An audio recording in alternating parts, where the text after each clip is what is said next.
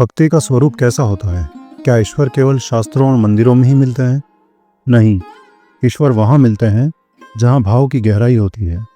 आज हम आपको एक ऐसी भक्त की कथा सुनाने जा रहे हैं जिसने अपने प्रेम और सादगी से स्वयं भगवान श्री कृष्ण को भोजन पर आमंत्रित किया।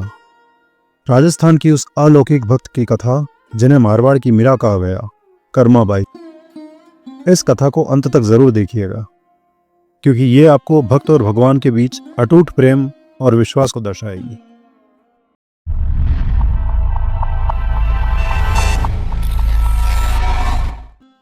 राजस्थान के नागौर जिले की मकराना तहसील में एक गांव है, कालवा। इस गांव में जीवन राम डूडी के घर पर 1615 ईस्वी में एक पुत्री ने जन्म लिया। भगवान की बहुत मन्नतें मांगने के बाद इसका जन्म हुआ था। नाम रखा गया कर्मा। कर्मा के चेहरे पर एक अनोखी आभा रहती थी। हे कृष्ण, तूने हमारी सुन ली। ये बालिका तेरा ही आशीर्वाद है। इसका नाम हम कर्मा रखेंगे। जीवन राम स्वयं धार्मिक पुरुष एवं अनन्य कृष्ण भक्त थे। उन्होंने भगवान के नाम मदन मोहन से अपने घर में कृष्ण भगवान का मंदिर बना रखा था। वे प्रतिदिन भगवान कृष्ण की पूजा करते तथा भगवान को भोग लगाने के बाद ही भोजन ग्रहण करते। यह उनके घर का नित्य नियम था। बाबा, आप हर दिन भगवान को खाना क्यों खिलाते हो? बेटी, पहले भगवान का भोग, फिर हमारा भोजन, यही हमारी परंपरा है। कर्मा प्रतिदिन अपने पिता को श्री कृष्ण की पूजा करते देखती, उनको भोग लगाते देखती। यही सब देखते सीखते कर्माबाई का बचपन बीत रहा था। अतः बचपन से ही उस नन्ही कर्मा में भक्ति भाव के संस्कार थे। इन्हीं संस्कारों के बीच पलते बढ़ते कर्मा 13 वर्ष की हो गई। पुत्री, हम दोनों पुष्कर स्नान के लिए जा रहे हैं। तुम सुबह भगवान को भोग लगाना और उसके बाद ही भोजन करना। जी बाबा, आप निश्चिंत रहिए।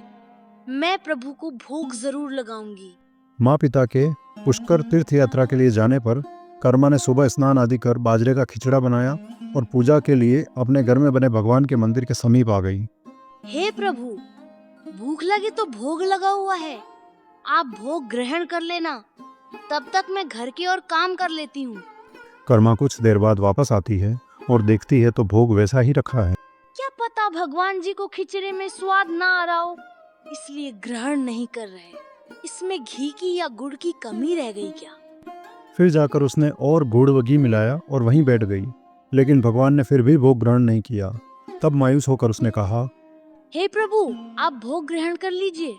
माँ बापू पुष्कर नहाने गए हैं। आपको भोग लगाने की जिम्मेदारी मुझे दी गई है, इसीलिए आपके भोग लगाने के बाद ही मैं खाना खाऊंगी। परंतु भगवान जी ने फिर भी भोग ग्रहण करना शुरू नहीं किया। माँ, पिताजी, जब भोग लगाते हैं तब तो आप भोग ग्रहण कर लेते हैं, फिर आज क्यों भूखे बैठे हैं? इतनी देर हो गई है, खुद भी भूखे बैठे हैं और मुझे भी भूखा रखा है। यह सब बोलकर वह भगवान के भोग ग्रहण करने की प्रतीक्षा करने लगी। परंतु यह क्या, अब तो सुबह से दोपहर समाप्त हो शाम हो चली थी।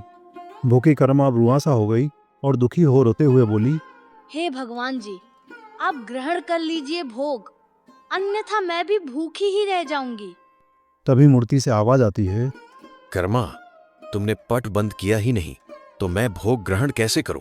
हे प्रभु, इतनी सी बात थी तो पहले बता देते, खुद भी भूखे रहे और मुझे भी भूखी रखा। भगवान श्री कृष्ण ने खिचड़े का भोग ग्रहण किया और थाली पूरी खाली हो गई। इसी बीच माता पिता की तीर्थ यात्रा से वापसी हुई और उन्होंने बेटी से पूछा, पुत्री, तुमने किसी भी दिन भगवान को भूखा तो नहीं रखा? नहीं पिताश्री, मैंने भगवान जी को प्रतिदिन भोग लगाया। जाते समय तो गुड़ का मटका पूरा भरा था, अब खाली कैसे हो गया?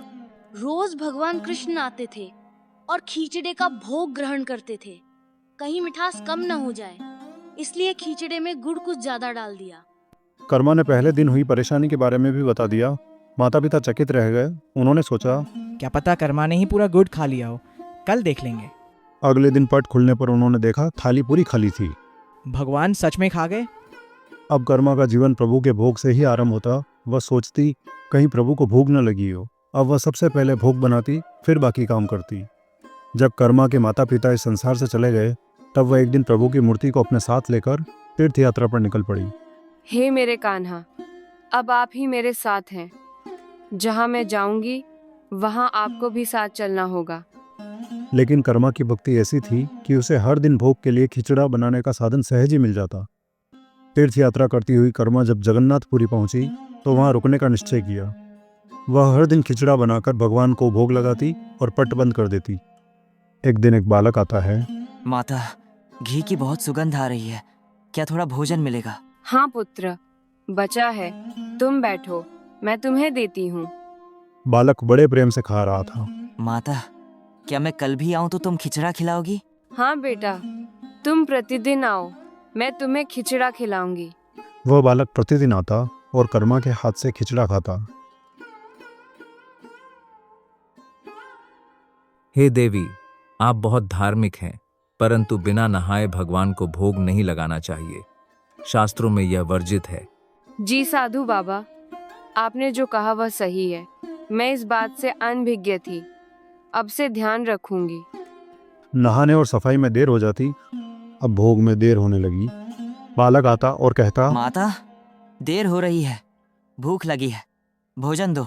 थोड़ी देर रुक जा लल्ले, मैं दे रही हूँ।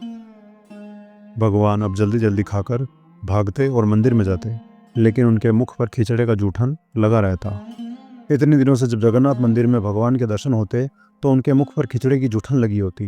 हे प्रभु, किस भाग्यशाली के यहाँ आप जाकर खिचड़ा खा आते हैं। रात्रि में पुजारी के स्वप्न में भगवान प्रकट होते हैं।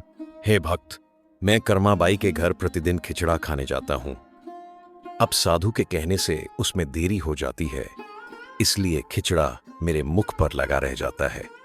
प्रभु ने बताया, उपासना के अनेक रूप हैं।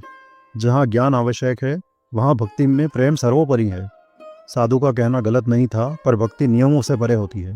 हे साधु बाबा, आपने जिन नियमों की बात की वे उचित हैं, पर भक्ति भाव उनसे भी ऊपर है।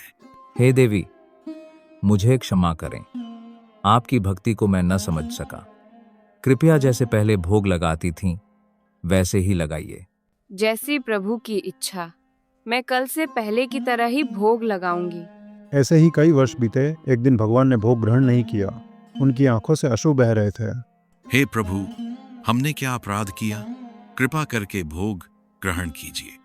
रात्रि में भगवान पुरी के राजा को स्वप्न में दर्शन देते हैं और कहते हैं, मेरी अनन्य भक्त कर्माबाई अब मेरे धाम आ गई है।